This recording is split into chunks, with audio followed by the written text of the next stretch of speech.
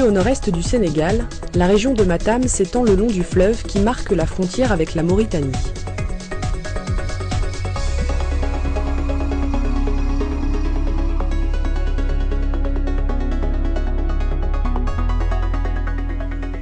Dans le passé, la végétation était plus importante et des pluies bien absorbées et régulées garantissaient la vie dans la région.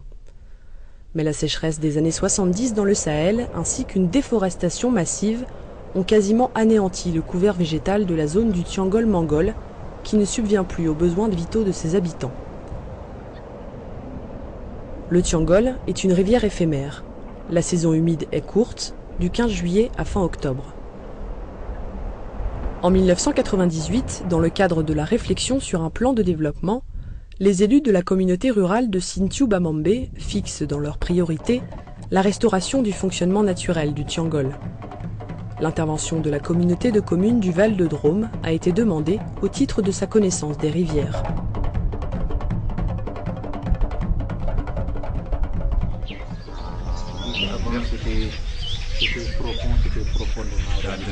Donc ils sont là, prêts à nous écouter.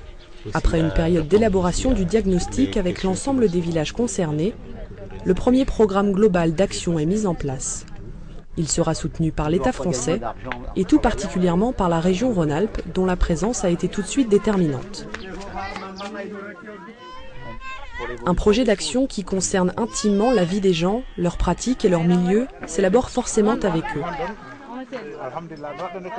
Dès 1998, les populations sont associées à la création de comités villageois, puis d'une commission Tiangol dans laquelle chaque village est représenté. Un processus de décision au niveau local est mis en place. Les comités villageois, animés par le responsable du programme, établissent des propositions qui sont ensuite présentées à la commission Tiangol.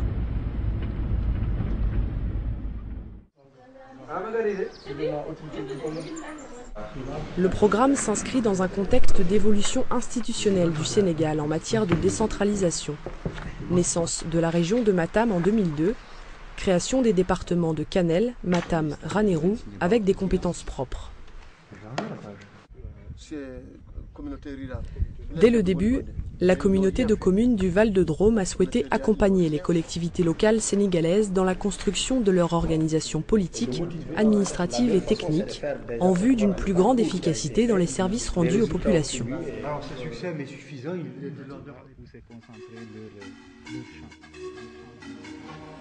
Les toutes premières demandes, qui émanaient notamment de quelques propriétaires fonciers, concernaient la réalisation de barrages. Entre 2003 et 2008, 7 ouvrages ont été implantés sur le bassin versant.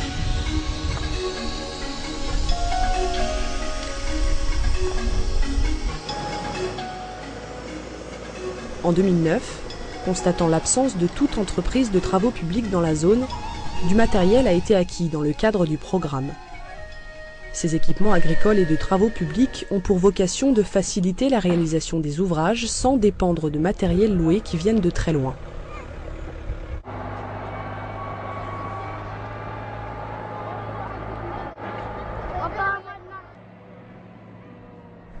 L'arrivée de ces engins a donné un coup d'accélérateur. 10 ouvrages nouveaux ont été réalisés depuis 2009. Une des préoccupations constantes est de favoriser l'émergence d'activités locales. C'est une des raisons qui avait conduit, par exemple, à privilégier la fabrication sur place des gabions, y compris le tissage du grillage.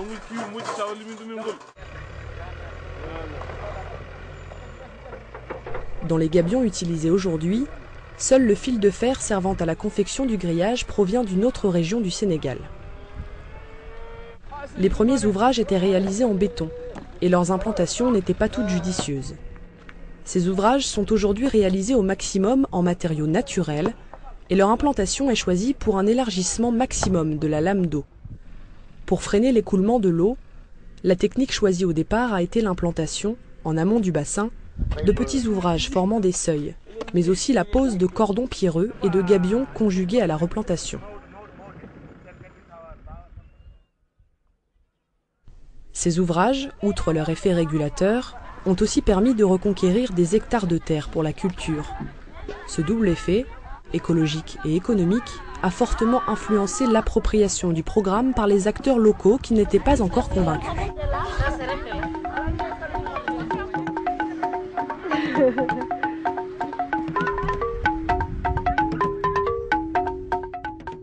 En plus des activités maraîchères, le programme vise également le développement de l'agriculture vivrière, l'élevage local et la reforestation.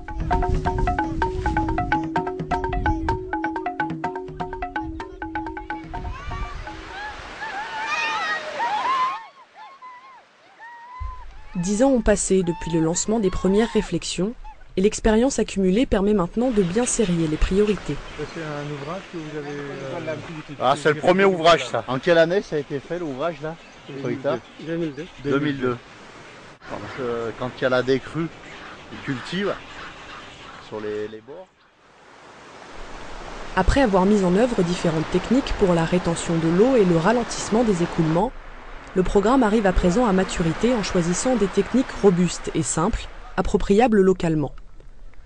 Les solutions privilégiées sont les plus écologiques possibles et les moins dépendantes des énergies fossiles et des moyens importés.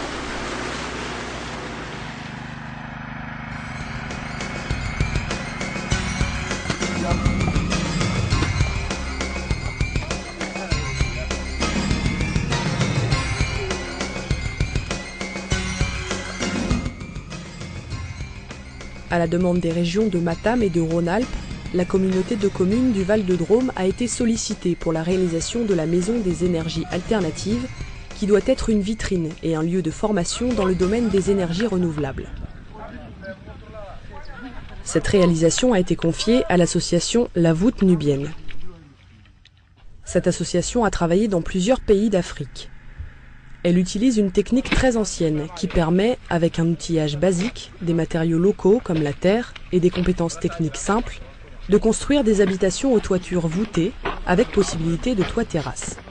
Ces habitations ont également l'intérêt d'offrir un confort thermique incomparable par rapport au béton et aux tôles ondulées très utilisées sur la zone. Cette technique très ancienne est parfaitement reproductible. On espère que ça va se développer. Comme c'est des bâtiments qui coûtent que de la main d'œuvre, il n'y a pas de ciment, il n'y a pas de béton, il n'y a pas de machin. Donc même le paysan qui a de la terre, il peut se faire sa maison après. Et ouais. Dans ce site particulièrement important se trouveront plusieurs équipements. Le cœur administratif et technique du programme, bureaux, salles de réunion, ateliers, un centre de formation aux énergies alternatives avec une dimension interrégionale, et une unité d'hébergement pour l'intendance des missions et l'ouverture de la formation au tourisme rural. C'est aussi l'occasion pour nous de vous remercier et de vous demander de remercier tous les contribuables, toutes les collectivités locales. Sincèrement, au nom de la région, au nom du gouvernement de la République, au nom du chef de l'État dont nous sommes le délégué. Et je suis sûr qu'il est au courant de ce qui se passe. La problématique initiale et les réponses ont été élaborées progressivement, d'une part avec la population, environ 12 000 personnes très motivées, et d'autre part les autorités locales. La procédure globale qui a été élaborée en commun intègre à la fois le développement économique, l'adaptation au changement climatique et les questions environnementales. Si le soutien de la région Rhône-Alpes est constant et déterminant depuis le début, il faut souligner que d'autres institutions s'intéressent désormais aux actions entreprises. L'Agence de l'eau, Rhône-Méditerranée-Corse, qui participe au financement des travaux visant la régulation de l'eau, le programme des Nations Unies pour le développement, qui reconnaît le programme Tiangol. Il dit qu'il remercie le programme. Ici, cette zone-ci était dénudée comme à côté. La clôture a été installée ici, ce qui a fait qu'on a donc abouti à une forêt presque naturelle. Les conclusions et les acquis de ce programme intéressent aujourd'hui d'autres territoires de l'Afrique sahélienne. Plusieurs objectifs ont été fixés pour les années à venir. Achever le traitement de la totalité des têtes de bassins versants, soutenir le développement économique en vue notamment d'une autonomie accrue des populations locales, leur permettant de vivre de leurs propres ressources sur leur territoire, mettre en fonction le centre de formation de la Maison des énergies alternatives, renforcer le fonctionnement démocratique des institutions locales, capitaliser l'expérience pour une reproduction sur d'autres territoires. La communauté de communes du Val-de-Drôme et son maître d'œuvre sur le terrain, DAO, Développement de l'Afrique de l'Ouest, sont prêts et organisés pour atteindre ces objectifs. Ils bénéficient du soutien au nord de partenaires au tout premier rang, desquels se trouvent la région Rhône-Alpes, l'Agence de l'eau, l'État français.